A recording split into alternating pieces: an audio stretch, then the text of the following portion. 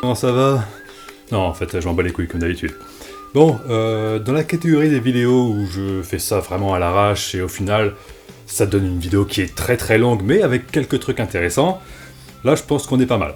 Je voulais absolument faire cette vidéo, donc je la fais vraiment rapidement. Je suis éclaté, j'ai pas dormi depuis 2 jours. Bref, je renifle, mais j'ai sorti le micro de youtubeur. Donc on n'est pas à l'abri d'aller sur Reddit vite fait de temps en temps pour regarder un truc marrant, hein, je vous préviens. Aujourd'hui, un sujet qui devrait te plaire si t'as pas beaucoup d'argent comme moi et que tu veux te faire un PC de gamer pour pas trop cher. Et oui, je te regarde pas toi, je regarde le PC qu'il y a juste derrière parce que tout ce que je te dis est entièrement scripté et n'est pas du tout spontané, comme les 3/4 des gens sur YouTube en fait. Alors aujourd'hui, un sujet qui devrait te plaire si t'as pas beaucoup d'argent, nanana, ça je l'ai dit. Et de manière générale, voilà, un sujet qui devrait t'aider si tu veux acheter un PC ou upgrade ton PC. Les petits gestes comme ça, c'est Andy Lescalier, je les ai rajoutés aussi. Alors, je te dis tout de suite, hein, évidemment, le titre de la vidéo, c'est du clickbait à 100%, j'ai pas vraiment dépensé 1500 balles dans un processeur, déjà parce que je suis pas con, et déjà parce que même si je voulais, je pourrais pas. Mais ça, on en reparlera juste après, parce que avant, faut que je te parle de mon PC, le PC que j'ai là, actuellement. Bon, bouge pas, là, je suis juste en train de faire défiler mon texte, voilà, nanana. Ok, on est là. Ah, qu'est-ce que c'est spontané tout ça. Je suis l'heureux propriétaire d'un Core i7 avec 24 Go de RAM, et là tu dis, waouh, un Core i7, 24 Go de RAM, mais c'est vraiment énorme, comme ma bite. Ce mec a vraiment un ordinateur extraordinaire. Je suis jaloux. Eh ben faut pas être jaloux, parce que c'est un PC qui date de fin 2008, donc on va dire 2009, hein, c'est-à-dire environ 12 ans, ce qui est quand même sacrément vieux en fait. Et évidemment, au fil des ans, je l'ai un petit peu bichonné, tu vois, j'ai rajouté une petite carte graphique, un SSD par-ci par-là, je suis pas resté bloqué 12 ans en arrière. Mais le processeur, lui, il a bel et bien 12 ans, et c'est un i7 920. Et oui, je prononce les T à la fin des 20. Qu'est-ce qui se passe? Qu'est-ce que tu vas faire? Bah rien du tout, ferme-la, voilà. Alors, l'i7 920, c'est le tout premier processeur i7 de Intel. Il est sorti en novembre 2008, si je dis pas de conneries. Alors en fait, vu que j'ai écrit ça dans le script, j'aurais pu vérifier avant d'écrire le script, mais bon, flemme, comme d'habitude. Et à l'origine, le i7 920, donc c'était un processeur très haut de gamme, destiné avant tout aux professionnels. Quand je dis professionnels, c'est les vrais professionnels, hein. C'est pas les gens qui disent « ouais, je suis GFX, tu veux que je te fasse un logo ?» Et c'est seulement plus tard que Intel verra que ces processeurs i7 intéressent tout le monde, mais qui sont beaucoup trop chers, alors ils vont lancer les séries i3 et i5 qui sont moins chères et plus accessibles.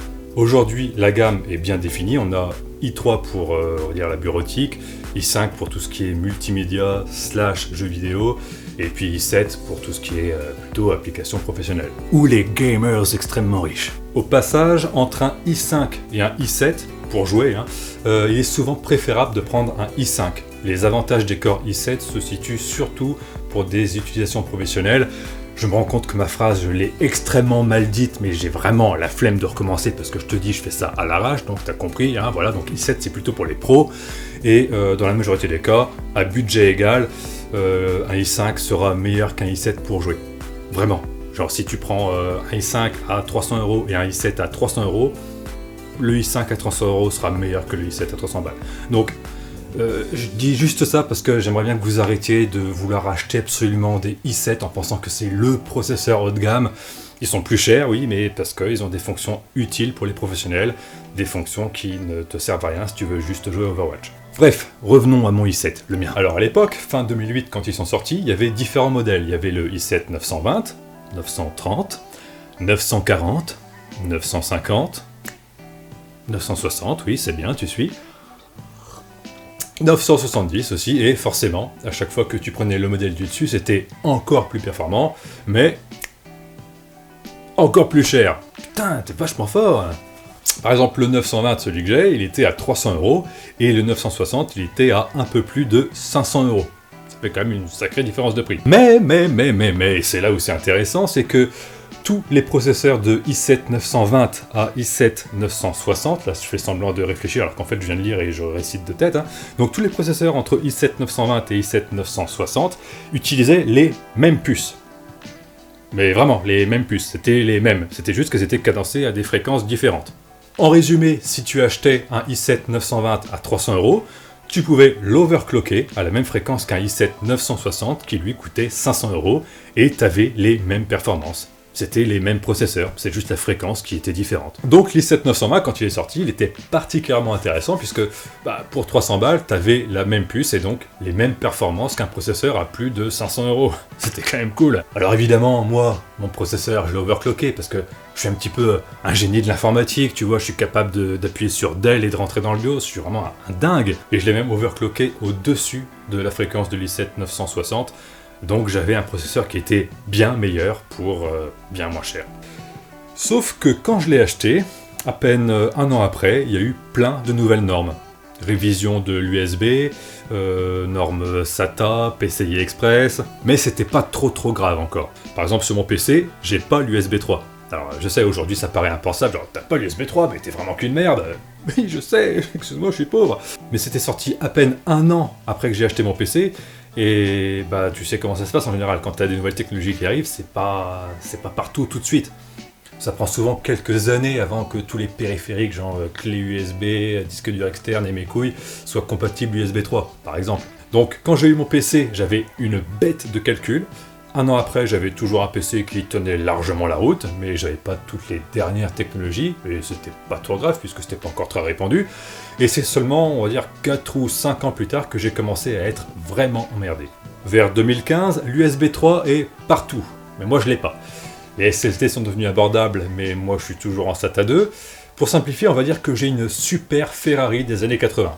J'en ai sous le capot, mais en contrepartie, j'ai pas la clim, j'ai pas l'airbag, j'ai pas l'ABS, et ça commence un peu à me faire chier. Et là, depuis 2 ou 3 ans, le besoin de changer de PC se fait vraiment sentir. Désolé, c'est le café. Exemple concret, la dernière vidéo que j'ai mise en ligne, elle a pris 6h40 pour faire le rendu. Donc on va dire quasiment 7 heures.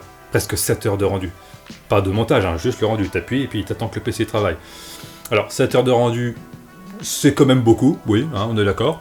Mais laisse-moi te dire que quand tu regardes la vidéo après et qu'il y a un changement à faire, tu pleures quand tu sais que t'en as encore pour 7 heures de rendu à relancer.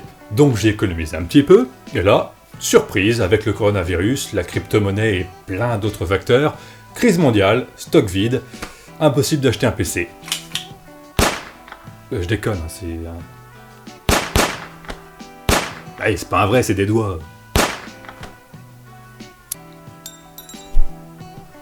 Je sais pas pourquoi je fais ça, ça m'amuse.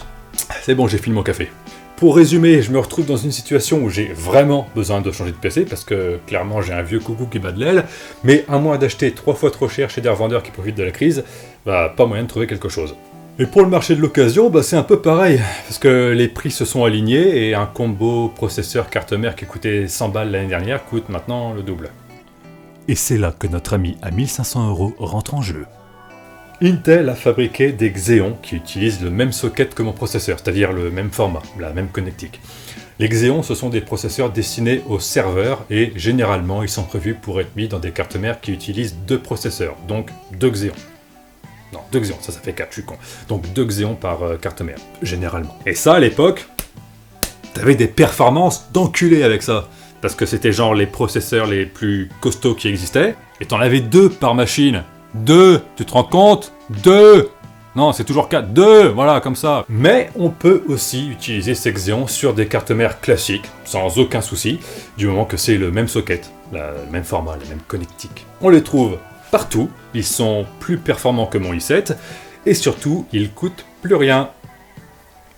23 €. Attends, je te le refais en ASMR. Les Xeon coûtent 23 €.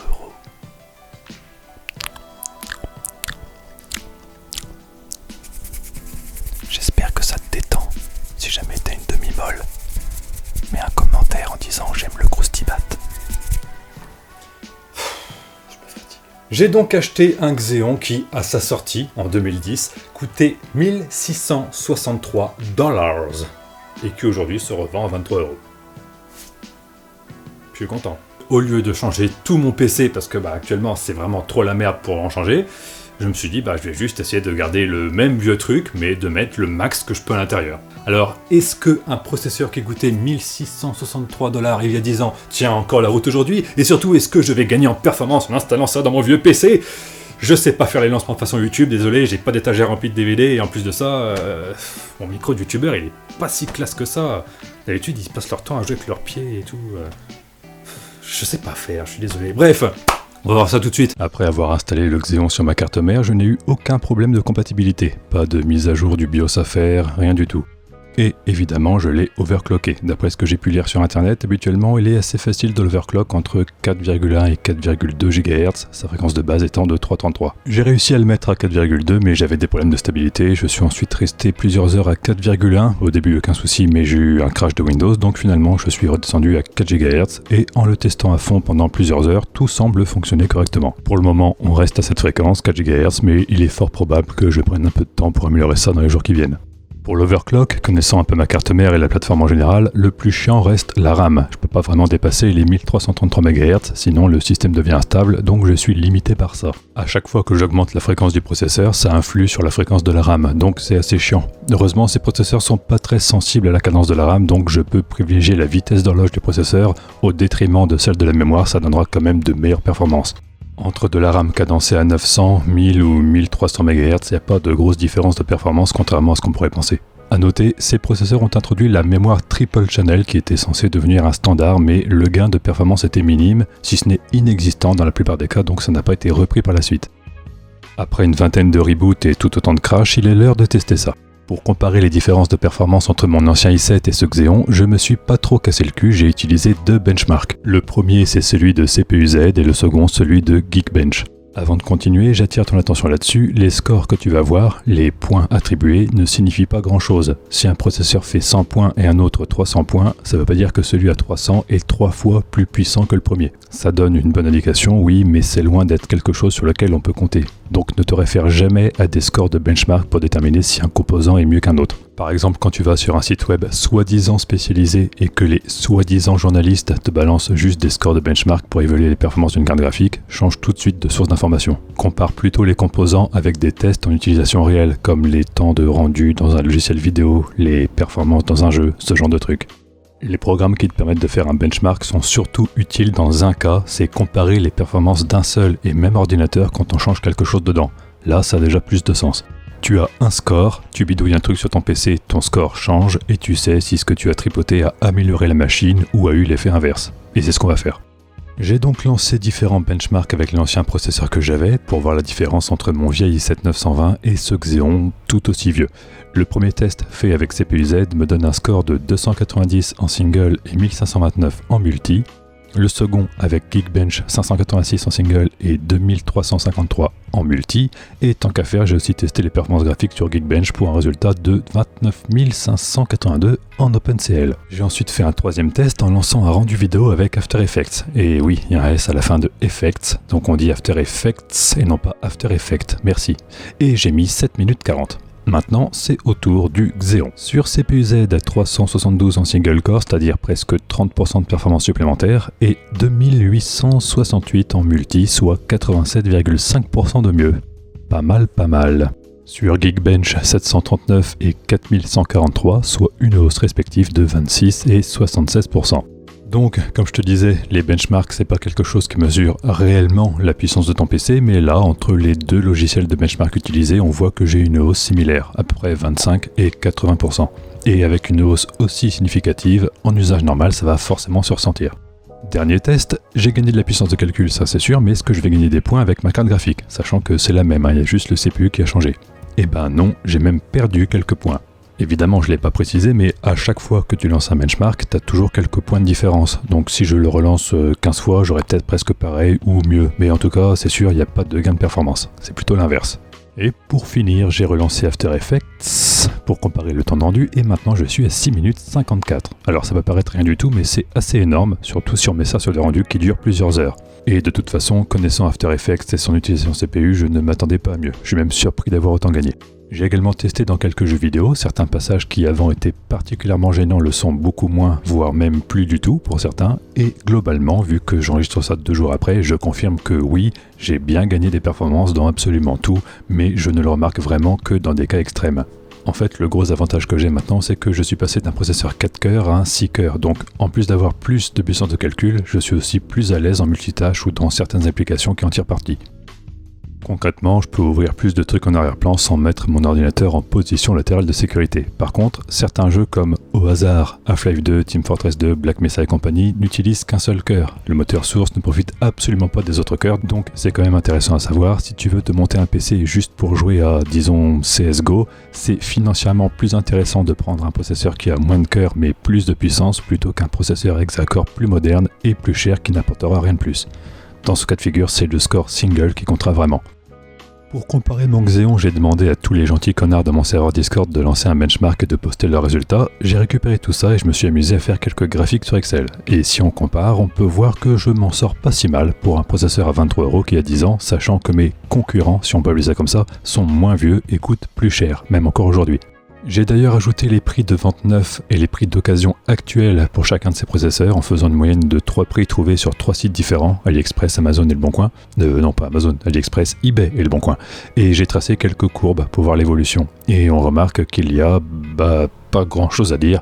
Il y a certains processeurs qui ont perdu plus de valeur que d'autres, certains qui n'ont presque pas bougé de prix, ça dépend vraiment du marché, de la demande, de l'offre, mais tout ça je t'en parlerai après. Et si on classe ces différents processeurs en fonction de leur prix actuel sur le marché de l'occasion et de leur performance, mon Xeon, même s'il n'a pas des performances aussi bonnes qu'un processeur moderne, reste un bon rapport qualité-prix. Il permet d'avoir les meilleures performances pour le prix le plus bas. Bien sûr, tout ça c'est de la théorie, en utilisation réelle, au cas par cas et suivant les programmes, tout changera à chaque fois, mais ça donne quand même un aperçu assez simple. Comme je te disais, si tu veux jouer à CSGO, vaut mieux privilégier un CPU qui a de bonnes performances en single core plutôt qu'un CPU en multi. Et je pense que la leçon à tirer de tout ça, c'est que si tu veux t'acheter une machine mais que tu n'as pas beaucoup d'argent, il est préférable d'investir 100€ dans quelque chose qui a 4 ou 5 ans plutôt que 100€ dans quelque chose de neuf ou qui est sorti l'année dernière. Par contre, fais pas comme moi, hein. Investis pas 20 balles dans un Xeon aussi vieux, là ce serait ridicule de revenir à l'âge de pierre juste parce que c'est pas cher. À moins que tu veuilles te faire un PC extrêmement peu cher pour une utilisation particulière, là pourquoi pas. Si, je sais pas moi, tu joues que à Counter-Strike ou League of Legends, il y a absolument aucun intérêt d'acheter un Ryzen tout neuf. Autant prendre une carte mère x58 comme la mienne, ça te coûtera absolument rien et tu auras des performances dignes d'un PC moderne. D'ailleurs, la plateforme x58, sur laquelle on peut mettre la première génération de i7 ou les Xeon sortis un peu plus tard, est probablement le meilleur rapport qualité-prix et elle est très appréciée. Puissant, pas cher, facile à overclock et facile à trouver. Il y a même des cartes mères qui sont encore construites aujourd'hui, de provenance 100% chinoise, oui, mais qui ont quand même bonne réputation et surtout qui te permettent de bénéficier par exemple de l'USB 3.1. Donc, je ne conseille pas de choisir cette plateforme, mais si tu es vraiment sur un budget serré et que tu veux juste jouer confortablement pour un prix défiant toute concurrence, la plateforme x58 avec les processeurs socket 1366 reste le meilleur choix tant que tu ne comptes pas mettre une RTX dedans, qui clairement sera sous-exploitée. Je dis ça parce que je vois souvent des ados se monter des PC à 600€ juste pour jouer à Fortnite, League of Legends et compagnie. Alors, je critique pas, hein, mais si tu veux un PC juste pour ça et rien d'autre, prends la même chose que moi. Ça te coûtera 3 fois moins cher et tu auras de meilleures performances qu'avec un PC bas de gamme tout neuf à 600€. Waouh, c'était vraiment génial! En fait, j'en sais rien, j'ai pas encore installé mon Xeon et ce que tu viens de voir, je l'ai enregistré après, donc... Ça se trouve, j'ai cramé mon PC, j'en sais rien. Donc tout ce que tu vas voir ici, c'est juste des suppositions que j'ai fait, mais normalement, je suppose plutôt pas mal, donc ça devrait être pas correct. Allez, je reprends mon texte. Conclusion de toute cette affaire. Le mec conclut alors qu'il a même pas fait l'expérience, il conclut déjà. Ça, c'est du scientifisme. Conclusion de toute cette affaire. Enfin non, pas conclusion du tout, parce qu'on est loin d'avoir fini. Oh putain, je me saoule. Alors oui, j'ai gagné en performance, forcément. J'espère bien, parce que si j'ai écrit ça et que c'est pas le cas, j'aurais un con là. Donc apparemment j'ai gagné en performance. Mais j'ai toujours pas l'USB 3, ni le SATA 3 et compagnie. Bon, ça c'est sûr, c'est vrai, j'ai pas cherché la carte mère, donc oui. Mais c'est déjà mieux qu'avant. Et pour 23€, c'est quand même cool. Au total, en imaginant que les prix soient pas complètement flingués à cause du coronavirus, des gens qui montent les prix n'importe comment en disant « Ah, c'est un processeur gaming, ça vaut au moins 1300€, enfin ta gueule ». Le processeur que j'ai là, il coûte 20 balles, la carte mère qui va avec, c'est pareil, c'est 20 balles, allez, 30 balles peut-être, hein. La RAM c'est environ 50 balles, et la carte graphique, celle que j'ai, c'est une GTX 970, si ça t'intéresse, je sais pas parler, hein, j'ai la bouche qui fait de la merde. La GTX 970, elle coûte 100 balles d'occasion, normalement. Au plus cher que je l'avais vu l'année dernière, c'était 120€, hein, donc voilà. Donc au total, pour à peu près 200 balles, tu peux avoir un PC qui te permet de jouer à... Ah, et j'ai mis Half-Life Alyx, ouais.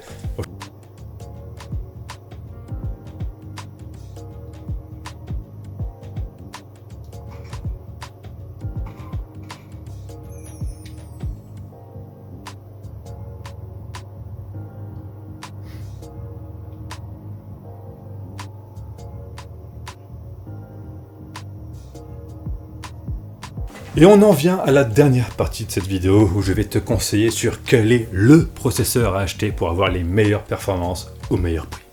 Alors pour le savoir, il faut comprendre comment fonctionne le marché de l'occasion. Sur le marché de l'occasion, il y a 3 choses. Cette fois, je sais compter. Il y a 3 choses qui déterminent le prix. Premièrement, l'âge. Si tu as quelque chose de neuf, 6 mois après, il a forcément perdu de la valeur. On va dire que tu achètes un processeur à 200 €. Dans 6 mois, d'occasion, tu peux espérer le revendre à 150 €. C'est logique. Normalement, je t'apprends rien. Ensuite, il y a la rareté. Là encore, tu connais, c'est la loi de l'offre et de la demande. Si tu n'as que 5 processeurs dans le monde, aussi merdiques soient-ils, ils vaudront bien plus cher que 200 000 processeurs, même s'ils sont bien mieux. Là, tu vois, exemple concret, ça c'est un processeur qui date du début années 90. Là, on est sur la moitié 2000, on va dire 2005 à peu près, 2004-2005. Ça vaut à peu près 30 balles. Ça vaut 2 €. Alors que ça, c'est, allez, on va dire 500 fois plus puissant que ça. Sauf que ça, c'est plus rare. Donc forcément, c'est plus cher. Il n'y a pas que le prix qui détermine si c'est puissant ou pas. Il y a aussi la rareté, tu vois. Donc ça, c'est une merde sans nom. Tu peux vraiment rien faire avec. Sur celui-là, tu peux... Si ça va. Sur celui-là, tu peux au moins lancer Doom. Ça va, c'est le 486. Sur 386, c'est la merde. Mais bon, sur celui-là, tu peux au moins lancer Doom. Ça va, c'est cool. Mais au-delà, tu peux rien faire d'autre. Alors qu'avec ça, tu peux jouer à Half-Life. Et ça, c'est beau. Et enfin, le dernier critère qui détermine le prix, c'est les performances, tout simplement. Moins c'est performant, moins c'est cher. Plus c'est performant, devine, plus c'est cher. Oui, putain, vraiment, t'es super fort. J'aime bien. Je te veux dans mon équipe. Et concernant les performances, il y a un petit détail, comme t'habites, qui échappe souvent aux gens, donc on va en parler tout de suite. Imaginons un processeur neuf à 100 €. Voilà, donc il sort de l'usine, il est sorti là en 2021, il est tout neuf, il sort de l'usine, il coûte 100 balles. C'est l'entrée de gamme, c'est pas cher. Maintenant, un deuxième processeur à 200 €, donc 2 fois plus cher si t'es pas trop nul en maths, mais le prix n'est pas lié à la performance. Ce processeur qui coûte 2 fois plus cher sera, on va dire, 3 fois plus performant. Maintenant, un troisième processeur à 300 €, lui, il est un peu plus performant, mais pas 3 fois plus que le modèle juste en dessous. Et enfin, un quatrième processeur qui lui coûte 500 balles et qui est à peine mieux que celui à 300 €. En fait, quand on regarde bien, le début de la gamme est pas cher, mais nul à chier. Le haut de gamme est très cher pour le peu de performance supplémentaire. Et au final, que ce soit pour un processeur, une carte graphique ou n'importe quoi d'autre, il faut toujours éliminer les extrêmes, qui sont soit totalement pourris, soit beaucoup trop chers, et il faut se concentrer uniquement sur le milieu de gamme. Donc dans les exemples que je viens d'inventer, les processeurs les plus intéressants, ce seront plutôt ceux à 200 ou ceux à 300. Ce sera ceux qui sont dans cette fourchette-là. Ce sont les meilleurs rapports qualité-prix. Pour choisir un bon processeur d'occasion, il faut donc faire la synthèse de ces 3 éléments, les performances avec leur rapport qualité-prix respectif, la date de la sortie et le nombre de quantités disponibles. Mes doigts ont craqué. Waouh! Et si tu veux un prix correct, tu peux prendre par exemple un processeur qui est moyen de gamme, moyennement vieux et moyennement rare, ou alors un processeur très haut de gamme, mais très vieux et rare. Et t'as compris le principe, il faut équilibrer tout ça à chaque fois. Alors il se trouve que le Xeon que j'ai acheté était très haut de gamme, c'était un des 2 ou 3 processeurs les plus rapides du monde à sa sortie, mais très vieux et pas vraiment rare puisque il est équipé plein de serveurs à travers le monde, donc le prix est vraiment intéressant. Et si tu veux te faire un PC pour pas cher, les Xeon sont une bonne alternative. Tu peux par exemple prendre des Xeon Socket 1150, plus modernes. On les trouve autour de 40 €, voire même un peu plus cher si tu tapes dans les meilleurs. Mais pour ce prix-là, tu auras des performances un peu meilleures qu'un i5 4690, qui lui coûte 2 fois plus cher. Et ça, c'est comme je te disais, parce que des Xeon, il y en a plein, ils sont vieux, et niveau performance, ils sont un peu hors catégorie, puisqu'ils sont prévus pour les serveurs.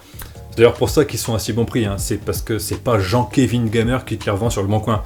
Les prix sont objectifs. Donc avec un Xeon, par exemple un 1270, ça te fait 40 balles, tu rajoutes 16 Go de RAM, c'est autour des 50 €, c'est pas cher vu que c'est la DDR3 et c'est d'occasion en plus.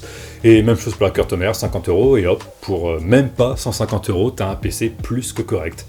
Et tu rajoutes une carte graphique à 100 balles comme les miennes dès que la crise sera passée. et tu pourras jouer convenablement à tout ce que tu veux. Bon, c'est juste un exemple, hein, faut pas forcément acheter un Xeon, mais ça reste une solution à laquelle on ne pense pas forcément. Il y a plein d'avantages à avoir un Xeon, hein. Généralement ils consomment moins, parce qu'ils sont prévus pour les serveurs, ils ont des prix plus abordables que leur équivalent desktop dans la gamme i7, et puis contrairement à ce qu'on pourrait penser, ils sont souvent en meilleures conditions, parce que oui, les processeurs ont été utilisés dans des serveurs qui tournent 24/24, ça ok, on est d'accord, mais un serveur c'est pas utilisé à pleine charge H24. Si ça se trouve, le Xeon que j'ai acheté là, il était juste utilisé dans un serveur de stockage et il faisait juste des copier-coller. Donc si le processeur il a fait que des copier-coller de fichiers pendant 7 ans, ça va, hein, il n'a pas été trop bourriné. Et il y a de fortes chances qu'entre un Xeon et un i7 d'occasion, hein, on va dire modèle équivalent, gamme équivalente, tu vois, ce soit le i7 qui soit le plus martyrisé. Je fais une petite parenthèse quand même, hein. Je te dis pas qu'il faut absolument acheter un Xeon, je dis juste que dans mon cas, c'était la meilleure chose à faire, et que dans certains cas, le Xeon est une bonne alternative à son équivalent i7, mais c'est à toi de voir suivant les prix que tu trouves déjà, et puis le budget que tu as, tout simplement. En conclusion, enfin non, toujours pas, parce que j'ai encore des trucs à dire, hein. Acheter un PC ultra haut de gamme, mais ultra vieux, c'est pas une bonne idée, hein, parce que ok, ce sera pas cher, mais il va te manquer plein de trucs indispensables aujourd'hui. Ça va des jeux d'instruction à la simple prise USB, et c'est vraiment quelque chose que je te déconseille. Donc voilà, je te dis pas de le faire, je te dis pas c'est le bon plan, vas-y fonce, c'est pas cher, c'est trop bien. Non, c'est vraiment pas le bon plan. Mais si moi je l'ai fait, c'est parce que j'avais pas vraiment d'autre choix en fait, et j'avais pas envie de changer tout mon PC. J'avais juste envie de l'améliorer pour pas cher en attendant de pouvoir me payer une nouvelle config. Par contre, prendre un peu plus récent, donc on va dire rajouter 50 € de plus pour avoir du haut de gamme mais moyennement vieux, c'est déjà plus intéressant. Et si t'as pas forcément beaucoup d'argent, c'est beaucoup plus intelligent de faire ça plutôt que de claquer 500 € dans un truc neuf.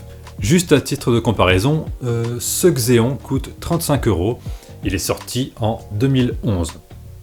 Ce Pentium coûte presque 60 € et il est sorti en 2017. Voici les performances du Pentium. Voilà. Voici les performances du Xeon. Voilà. Donc je pense que ça se passe de commentaires, mais je vais quand même en faire un, hein, parce que j'aime bien parler. Tu te rappelles tout à l'heure, je te disais que le bas de gamme c'est de la merde. Bah voilà. Le début de la gamme est toujours nul à chier. Fabriquer quelque chose, aussi merdique soit-il, ça coûte toujours de l'argent. Donc même si c'est un truc nul et pas cher, c'est pas juste nul, c'est très nul. Ce Pentium est premier prix, certes, mais ça reste le pire rapport qualité-prix, avec son extrême opposé. Donc évite d'acheter ce genre de truc. Et si un jour tu veux claquer 60 € dans un processeur parce que t'es pauvre et tu te dis bah il me faut un PC et j'ai pas beaucoup d'argent, j'ai que 60 €, bah prends un processeur à 60 € d'occasion, vieux. C'est comme si tu avais un carton, tiens je te prends un carton au pif là. Voilà, là j'ai un carton, tu vois, bon, un carton qui est joli. Ça vaut le prix d'un carton hein, finalement. Hein. Éventuellement ça vaut le prix une rame de papier. Non, ça vaut juste le prix d'un carton. Bon, bah ce carton là, tu vois, si jamais dans 10 ans je veux l'échanger, bah, j'aurai un carton quoi, je pense. Hein. Ça va pas être mieux que ça. Hein. Ouais, j'ai une étiquette là, tu vois, donc peut-être qu'avec l'étiquette j'aurais je peux négocier, mais ça reste un carton, tu vois. Après les Pentium c'est pareil, c'est juste des Pentium. Ça sert à rien de se dire dans 10 ans je le vends plus cher ou je le vends moins cher. C'est un Pentium quoi, tout le monde s'en branle. Le prix donc n'est pas lié uniquement aux performances. Bon allez, moi je te laisse, pour de vrai cette fois. Faut que j'aille jouer avec mon nouveau PC à 1500 balles. Attends. Faut que j'aille jouer avec mon nouveau PC à 1500 balles. Tout ce que tu as à retenir de cette vidéo, c'est que si tu veux un PC correct, un bon PC, et pas cher, ça te coûtera environ 150 € sans carte graphique. Et ben après, quand la crise sera passée, tu auras juste besoin de 100 balles de plus pour t'en payer une, et tu pourras jouer à tout ce que tu veux, tranquille, peinard.